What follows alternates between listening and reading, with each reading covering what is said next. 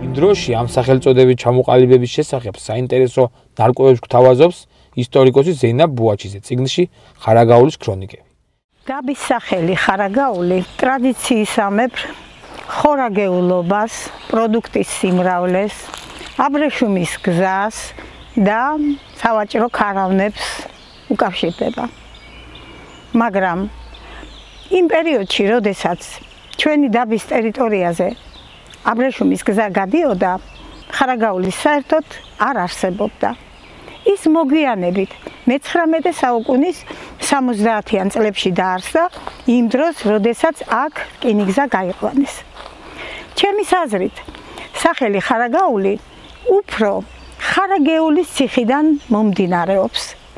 ხარაგეულის ციხე აბაშიძეთა სათავადოს ერთ-ერთი მნიშვნელოვანი საფორტიფიკაციო ნაგებობა გახლდათ მე-16-მე-18 საუკუნეებში.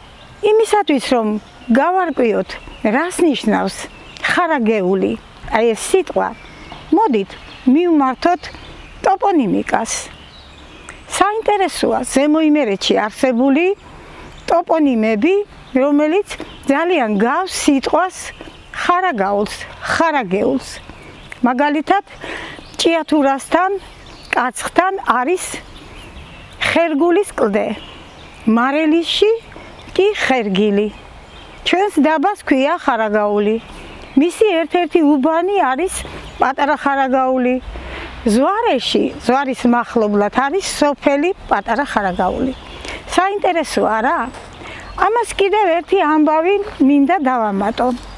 მე-19 საუკუნის მეორე ნახევარში სოფელ საბეში ცხოვრობდა სახელგანთქმული ფალავანი ივანე ხვედელიძე, რომლისთვისაც ზედმეტ სახელად ხერგია დაურქმევიათ.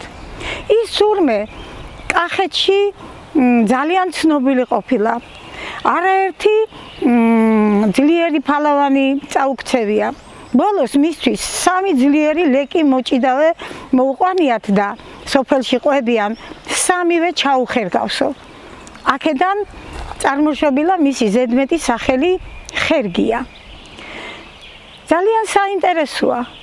ხარაგაული, ხერგილი, ხარაგეული, ხერგული, ხერგია დამეთანხმები ძალიან გვანან ერთმანეთს. იმისათვის, რომ გავარკვიოთ ამ სიტყვის მნიშვნელობა, მოდი გავიხსენოთ, სად მდებარეობდა ხარაგეულის ციხე. ის მდინარეების ჩხერიმელასა და ძირულას შესართავთან იყო აგებული.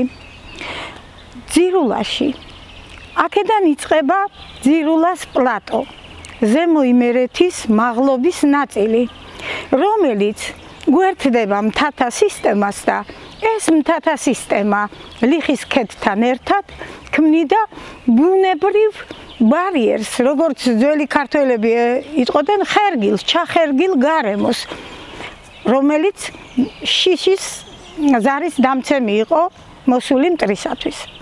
ზემო იმერეთში ორი მდინარე, ძირულა და ჩხერიმელა მოედინება. მისი ხეობები ჩვენს წინაპრებს გაუმაგრებიათ არაერთი ძლევამოსილი ციხესიმაგრით, მაგრამ ორივე ამ ხეობის ჩამკეტი მთავარი ციხე გახლდათ ხარაგეულის ციხე ძირულასა და ჩხერიმელას შესართავთან. სწორედ ეს გახლდათ ხერგია ციხე, ანუ ხარაგეული შესაძლოა აი სწორედ აქედან მომდინარეობდეს ეს სახელი. არაერთი ბრძოლა გადაუტანია ამ ციხეს, საკმაოდ დაზიანებულა და ბოლოს 1810 წელს იმერეთის აჯანყების შემდეგ, როცა რუსმა ოკუპანტებმა იმერეთი საბოლოოდ დაიმორჩილეს, ეს ციხე დაანგრიეს.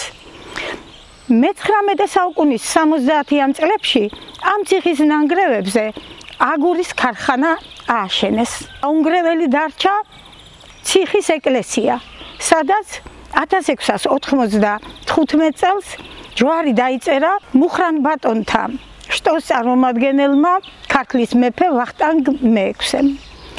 ეს ეკლესია ვერ გადაურჩა ბოლშევიკებს და ბოლშევიკურ ეპოქაში სხვა ტაძრებთან ერთად ესეც განადგურდა. ასე აღიგავა პირისაგან მიწისა ხარაგეულის ციხე. მაგრამ მოგვიანებით მისი სახელი დავის სახელწოდებაში გაცოცხლდა. ასეთია ჩემი ვერსია ხარაგეულის სახელის წარმოშობასთან დაკავშირებით.